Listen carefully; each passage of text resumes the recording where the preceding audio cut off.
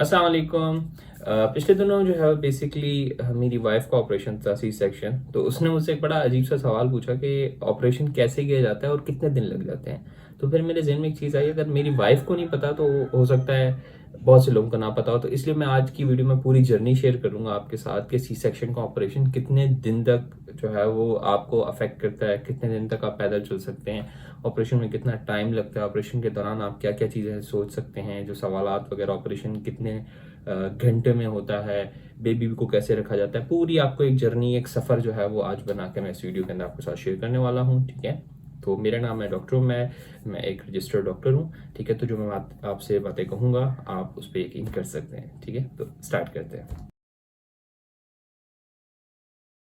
देखिए, नेचुरल जो प्रोसेस है ना बेबी का डिलीवर होने का, वो तो आपको पता है नॉर्मल डिलीवरी होता है। ठीक है, आमतौर पे आज से नहीं सदियों से होता हुआ आ रहा है। ठीक है, और अमूमन पहले तो हॉस्पिटल भी नहीं होते थे, तो फिर भी घरों पे लोग दाइयों के जरिए या पुराने ज़माने में जो होता था वो लोग डिलीवरियां करवाते थे। ठीक है ना, सी सेक्शन ज़रूरी नहीं था। सी सेक्शन क्यों किया जाता है, सबसे पहले तो ये इंपॉर्टेंट है, आपको पता होना चाहिए ऑपरेशन किया क्यों जा रहा है। ठीक है, ऑपरेशन जो करने की जो आमतौर पर वजूहत होती है ना, उसमें सबसे पहला आता है जी बच्चे की जो ग्रोथ है वो पूरी नहीं हुई। ठीक है ना, बच्चा आईयूजीआर में, ठीक है, इंट्रा यूट्राइन ग्रोथ रिटार्डेशन, यानी बच्चा कमज़ोर है आपका। ठीक है, ये सबसे पहले बड़ी वजह होती है। तो सी सेक्शन की मुख्तलिफ वजूहत हो सकती हैं। ठीक है, लेकिन पॉइंट इसकी जो सी सेक्शन है वो सेफ कंसिडर किया जाता है बेबी के लिए। ठीक है ना, सी सेक्शन बच्चे के लिए ज़्यादा सेफ कंसिडर किया जाता है, क्योंकि अगर बच्चा कमज़ोर होगा, ठीक है, अगर बच्चा डिलीवरी के दौरान फंस गया, ठीक है ना, ठीक है, बाहर डिलीवर ना हो पाया और उस दौरान बच्चे को ऑक्सीजन की कमी हो गई, तो बच्चे को झटके लग सकते हैं और बच्चा सीपी चाइल्ड बन सकता है। ठीक है, बच्चा माजूर हो सकता है और ये वक्त बच्चे के लिए बहुत इंपॉर्टेंट होता है। मैं खुद इस चीज़ का सफ़र हूँ। ठीक है ना, मेरा अपने पर्सनल ब्रदर के साथ ये इवेंट हुआ है। ठीक है, तो आप अंदाज़ा लगा सकते हैं। ठीक है, दैट्स वाई मैं रिस्क नहीं लेना चाहता था और इस वजह से हमारे सी सेक्शन की तरफ किया। ठीक है, तो आपका क्या रीज़न है, क्यों करवाया जा रहा है, आपको ज़्यादा अच्छे से पता होगा। ठीक है, तो पॉइंट इज के सी सेक्शन करवाने का सिंपल ये होता है कि बेबी के लिए ज़्यादा सेफ होता है। ठीक है ना, क्योंकि जब बेबी डिलीवर हो जाता है समटाइम्स क्या होता है, बेबी जो है ना अपना ही स्टूल यानी कि जो पखाना होता है वो निगल लेता है। ठीक है, अगर वो कर लेगा तो बच्चा जो है वो नमूनिया की तरफ चला जाएगा, बच्चा जो है वो आईसीयू में डालना पड़ जाएगा, तो हज़ार चीज़ें होती हैं, बच्चा सीपी चार्ट माजूद की तरफ जा सकता है। सबसे पहले तो ये बताना चाहिए जी सी सेक्शन हो क्यों रहा है। अच्छा, फिर डिसाइड हो गया जी, अगर आप सेफ्टी की वजह से जा रहे हैं, आईयूजीआर की वजह से जा रहे हैं, किसी और वजह से जा रहे हैं, ठीक है, आपने डिसाइड कर लिया जी सी सेक्शन होना है। अब C section planned C section है। ठीक है ना, अब दो होते हैं, एक इमरजेंसी में हो रहा है जी, आप अचानक से दर्द स्टार्ट हो गया, ठीक है, इसलिए सी सेक्शन हो रहा है वो प्लान नहीं होता। ठीक है, दूसरा होता है प्लान्ड, होता है भाई कि 37th वीक बच्चे का स्टैम्प इस डेट पे पूरा हो रहा है, उसमें आपको जो भी आपकी डॉक्टर होगी वो बुलाएगी और आपका ऑपरेट करेगी। ठीक है, तो प्लान्ड और नॉन प्लान्ड इमरजेंसी का आपको पता होना चाहिए कि भाई इमरजेंसी सी सेक्शन के अंदर आमतौर पे एनपीओ नहीं हो पाता बच्चा ना, माँ जो है उसको भूखा रखने का जो अमल होता है वो नहीं होता। कोई भी ऑपरेशन होता है ना, उससे पहले माँ जो भी पेशेंट होता है उसको भूखा रखना लाजमी होता है। क्यों भूखा रखा जाता है आमतौर पे, इसको मैं आपको वजह बता देता हूँ। ये चीज़ कहलाती है एनपीओ, नील पर ओरल। ठीक है, इसकी वजह ये रखा यूँ जाता है क्योंकि बाज़ का जब बेहोशी की दवाइयाँ दी जाती हैं ना, तो इंसान के जो फेफड़े होते हैं वो सही तरीके से काम नहीं कर रहे होते हैं, और ये जो वाल होता है जो सांस को और खुराक की नाली को अलग कर रहा होता है, ये काम नहीं कर रहा होता। तो अगर उल्टी कर दी तो वो चली जाती है फेफड़ों में, और फिर जो है ना इंसान का बचना बड़ा मुश्किल हो जाता है। ठीक है, तो इसलिए जब भी बेहोशी दी जाती है तो उससे पहले 4 से कम 8 घंटे का गैप लाजमी होना चाहिए खुराक और पानी के दरमियान, ताकि आपका मैदा पूरा खाली हो, ताकि आपके फेफड़ों में कुछ ना चला जाए और आपकी इस वजह से डेथ ना हो जाए। ठीक है, अच्छा, अब आपने मिसाल के तौर पे जी, अब हम कंसिडर करते हैं आपका प्लान सी सेक्शन है। ठीक है ना, आपका प्लान सी सेक्शन है, जैसे कि अप्रैल का महीना चला, तो जो आपका 1 अप्रैल को जो है प्लान है सी सेक्शन ना, 1 अप्रैल को आप अगर आपका ऑपरेशन है तो आप यूजुअली एक दिन पहले आपको जो भी डॉक्टर होगा आपको बुलवाएगा। ठीक है, अब डिपेंड करता है प्राइवेट एंड गवर्नमेंट सेटअप्स में। गवर्नमेंट सेटअप्स के अंदर आमतौर पे इतना नहीं होता, लेकिन जो प्राइवेट सेटअप्स है मैं आपको उनका बता रहा हूँ। ठीक है, गवर्नमेंट सेटअप के अंदर अमूमन जो है ना समटाइम्स क्या होता है कि सुबह सुबह एडमिट करते हैं, शाम तक ऑपरेट कर देते हैं। ठीक है, प्राइवेट में ये होता है कम से कम एक दिन तक तो बुलाते हैं। ठीक है ना, बहुत से हॉस्पिटल्स के पैकेजेस होते हैं, उसमें ये फ़ायदा होता है कि कितने दिन, 2-3 दिन का जो स्टे होता है वो पूरा एक ना बड़ा फिजिबल किस्म का पैकेज मिल जाता है। लेकिन आप अगर खुद से डे टू डे करना चाहते हैं थोड़ा प्रॉब्लम हो जाता है। ठीक है, एक दिन पहले आमतौर पर आपको बुलाया जाता है, एडमिशन किया जाता है। ठीक है, एडमिट करने के बाद आपको जो है डिसाइड करना होता है कि भाई आप कहाँ रहना चाहते हैं। प्राइवेट के अंदर जो हॉस्पिटल्स होते हैं उसके अंदर यूजुअली 3 सिस्टम्स होते हैं, ठीक है। एक जनरल वार्ड होता है, एक सेमी प्राइवेट वार्ड होता है और एक प्राइवेट वार्ड होता है। जनरल वार्ड के अंदर सब पेशेंट्स होते हैं, ठीक है। जच्चा बच्चा वार्ड या ऑप्स गायनी का जो वार्ड होता है उसमें प्रॉब्लम ये होती है कि मेल्स अलाउड नहीं होते, ठीक है। Then there is semi private. Semi private में भी क्या होता है कि 2 बेड्स होते हैं आमतौर पे एक रूम के अंदर, 2 से 3 बेड्स के दरम्यान ना, तो ये एक किस्म का प्राइवेट थोड़ा सा क्लोज इन्वायरमेंट रहता है, तो उसमें जो है वो ज़्यादातर लोग ये करवा लेते हैं, ठीक है। ये थोड़ा जनरल से ज़्यादा एक्सपेंसिव होता है। फिर इसी तरह प्राइवेट आता है, ठीक है। प्राइवेट में एक आपको अलग से रूम दे दिया जाता है और उसमें अगर कोई आता है जाता है फैमिली वाला मेंबर, अगर मेल भी आ रहा है तो उसमें प्रॉब्लम नहीं आती प्राइवेट के अंदर, ठीक है ना, आमतौर पर नहीं आती। तो ये फ़ायदा होता है, ज़्यादातर लोग जिनको मेल्स को स्टे करना होता है साथ में, ठीक है, तो वो प्राइवेट करवाते हैं अगर अफोर्ड कर सकते हैं, क्योंकि प्राइवेट सबसे महंगा होता है, ठीक है। इलाज सब में सेम होता है, लेकिन ये फिजिबिलिटी के हिसाब से होता है कि प्राइवेसी कितनी आप रखना चाहते हैं, ठीक है। अगर मुझसे पूछें तो मैं आपको कहूँगा पेशेंट के लिए सबसे अच्छा होता है जनरल वार्ड, क्योंकि अगर खुदा न खासा कुछ भी होता है ना, तो जनरल में साथ वाला पेशेंट देख सकता है, आगे पीछे कोई देख सकता है। प्राइवेट में के अंदर होता है कि रूम के अंदर एक ही बंदा होता है, ठीक है ना। अगर खुदा न खासा कुछ हो जाए तो समटाइम हॉस्पिटल की कॉल बटन जो होता है नर्स को बुलाने वाला, वो काम नहीं कर रहा होता, ठीक है। तो कोई आस पास होता भी नहीं है, तो जनरल वार्ड में ये फायदा होता है कि कोई ना कोई मरीज देख लेता है साथ वाला, तो वो बुला लेता है कोई भी मामला, ठीक है। तो इमरजेंसी या कोई मसला मसाइल की सूरत में ये फायदा होता है, लेकिन फिजिबिलिटी आपकी अपनी होती है जो आप करना चाहें। देन जी आपको बेहोश किया जाएगा। उससे बेहोशी से पहले कुछ टाइम का आपको खाना पीना बंद कर दिया जाएगा, ठीक है। मैंने आपको बताया कम से कम 6 से 8 घंटे तो होना चाहिए, ठीक है। इमरजेंसी के अंदर ये थोड़ा कम हो जाता है, इमरजेंसी के अंदर थोड़ा रेस्ट ले लिया जाता है, क्योंकि इमरजेंसी में वेट नहीं करा सकते इतना, तो कम से कम 2 घंटे तो इमरजेंसी में भी आमतौर पर भूखा रखा जाता है, ठीक है ना।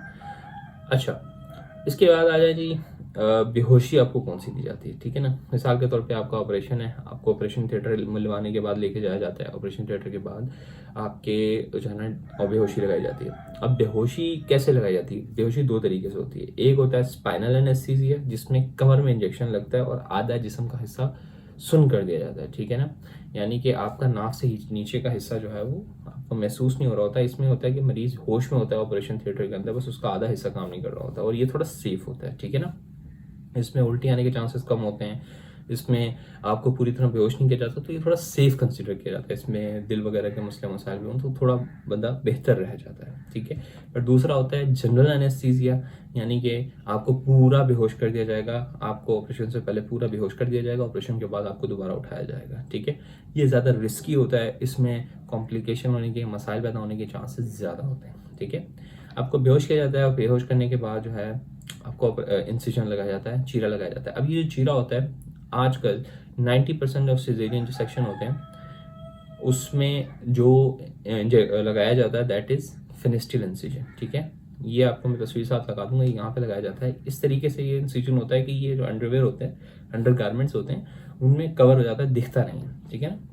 तो ये तकरीबन 10 से 15 सेंटीमीटर के दरम्यान में छोटा सा इंसिजन होता है। छोटा तो नहीं, खैर बड़ा ही होता है 10 सेंटीमीटर को छोटी बात तो नहीं होती, लेकिन खैर इतना इंसिजन लगाया जाता है। उसके बाद बेबी को डिलीवर करवाया जाता है, ठीक है ना। बैकग्राउंड नॉइस के लिए सॉरी, ठीक है ना। तो इसमें बेबी को डिलीवर करवा दिया जाता है। जब बेबी को डिलीवर करवा के नर्स के हवाले कर दिया जाता है, उसके जो अम्बिलिकल कॉर्ड होती है जो जिसके जरिए माँ से अटैच होता है, वो कट करके तो बच्चे को नर्स के हवाले कर दिया जाता है।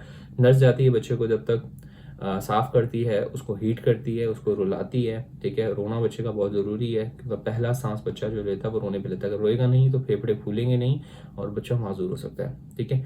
नर्स ये काम कर रही होती है, और जो डॉक्टर होती है आपकी, वो आपका जो ऑपरेशन होता है, बाकी जो सफाई होती है, प्लासेंटा जो होता है, ठीक है, वो जिससे माँ का बच्चा अटैच होता है वो निकाल दिया जाता है, पूरे यूट्रस की सफाई कर दी जाती है। उसके बाद यूट्रस को यानी कि जो बच्चादानी होती है उसको बंद करके पूरा जो है ना इंसिजन बंद कर दिया जाता है। अब यहाँ पे जो इंसिजन लगाया जाता है वो आमतौर पे होता है सबक्यूटिकल, यानी कि जो टांके होते हैं वो सिर्फ 2 कॉर्नर्स पे नजर आ रहे होते हैं, ठीक है। दरम्यान में ऐसे लगाया जाता है कि स्किन टू स्किन मैच हो जाती है, ठीक है ना। और दूसरा टाइम इंटरप्टेड लगाए जाते हैं, ठीक है, जिसमें टांके बहुत सारे लगते हैं, सही है। तो फिनिश जो स्किन टू स्किन वाला होता है, यहाँ सबक्यूटिकल होता है, जिसमें निशान कम नज़र आ रहा होता है, सिर्फ 2 धागे नज़र आ रहे होते हैं। ये थोड़ा रिस्क इसलिए होता है कि इसमें इन्फेक्शन होने का चांस ज़्यादा होता है। अगर पीप पड़ जाए तो फिर आपको मसले हो जाते हैं, ठीक है ना। लेकिन इंटरप्टेड जिसमें ज़्यादा टांके लगे होते हैं, उसमें अगर इन्फेक्शन हो जाए तो मसला मसाइल होने के चांस कम होते हैं, ठीक है ना।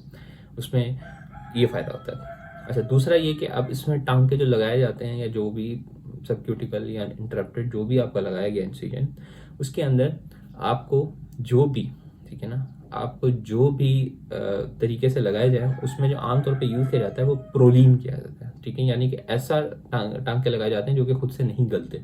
अगर खुद से गलने वाले टांके लगाए जाते हैं उसमें इन्फेक्शन होने का चांस बहुत ज़्यादा होता है, ठीक है। तो आमतौर पे जो चॉइस की जाती है वो ये होती है, प्रोटीन लगाया जाता है जिसको काट के निकालना पड़ता है, लेकिन उसका फ़ायदा ये होता है कि उसमें इन्फेक्शन होने का चांस कम होता है, ठीक है। अच्छा, मैंने थोड़े से नोट्स बनाए हैं ताकि मैं कुछ मिस ना कर दूँ, आपको साथ साथ थोड़ी जर्नी बताता जा रहा हूँ, ठीक है। अच्छा जी, इंसिजन आपको मैंने बता दिया, बेबी डिलीवरी बता दिया, ठीक है।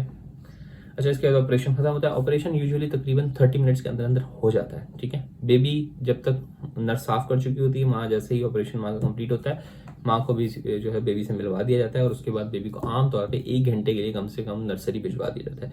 नर्सरी में उसका बच्चे का मैदा साफ होता है और उसको जो है ना वो रोशनी शुआएँ लगाई जाती हैं, ठीक है ना। उससे फ़ायदा ये होता है कि बेबी जो है ना थोड़ा सा वार्म हो जाता है और माँ के पेट से और बाहर दुनिया में एडजस्टमेंट के दरम्यान में वो समझे एक किस्म का बफर होता है, ठीक है ना। तो वो बच्चे को दुनिया के लिए तैयार कर रहा होता है। नर्सरी कम से कम 1 घंटे के लिए बच्चे को रखा जाता है, उसके बाद हवाले कर दिया जाता है। अब इस पूरे दौरान में बच्चे की टांग के ऊपर आमतौर पर एक छोटा सा टैग लगा दिया जाता है, ठीक है। वो टैग जो होता है वो बच्चे की निशानी होती है, और इसके अलावा बच्चे के आमतौर पर पैदाइश के बाद फ़ौरन ना फुटप्रिंट लिए जाते हैं। जो पाँव होता है ना, पाँव का ऊपर स्याही लगा के तो एक पेपर पे निशानी ले ली जाती है कि खुदा ना खास्ता अगर कोई बोले कि यार मेरा बच्चा मिस हो गया, किसी और से एक्सचेंज हो गया, तो वो पेपर जो होता है वो उसका फुटप्रिंट, जैसे बड़ों का थंब प्रिंट होता है ना, बच्चों का फुटप्रिंट होता है, सही है। तो नर्सरी के बाद जो है वो आमतौर पे हवाले कर दिया जाता है, जब तक माँ को वार्ड में शिफ्ट कर दिया जाता है। बच्चे को 1 घंटे के बाद नर्सरी से वापस बुला के माँ को दे दिया जाता है कि आप दूध वगैरह पिलाने की कोशिश करें। शुरुआत में दर्द वगैरह ज़्यादा होता है, तो बहुत से लोग करते हैं क्या है कि फीडर आमतौर पे जो डब्बा आता है, ठीक है ना, पाउडर्ड वाला मिल्क, वो जब तक शुरुआत में बच्चे को पिलाते हैं। लेकिन सबसे अच्छा मिल्क जो होता है वो माँ का दूध ही होता है, ठीक है। और पहले दिन से ही आना स्टार्ट हो जाता है, लेकिन माँ को दर्द हो रहा होता है तो इस वजह से पिलाना बड़ा मुश्किल होता है, ठीक है। तो बच्चे को जो भी है कम से कम आपने पाउडर वाला मिल्क तो देना स्टार्ट कर देना है, ठीक है ना। तो ये पूरा अमल होता है, ठीक है। इसके बाद 1 से 2 दिन तक हॉस्पिटल में स्टे करवाया जाता है ऑब्जर्वेशन के लिए कि भाई कोई मसला मसाइल तो नहीं है। तो उसके बाद आपको डिस्चार्ज कर दिया जाता है। और सेकंड डे पे, जिस दिन आज का अगर आपका 1 तारीख का ऑपरेशन हुआ, यूजुअली 2 तारीख को आपको पैदल चलवाया जाता है, मॉर्निंग में वॉक करवाई जाती है, ठीक है।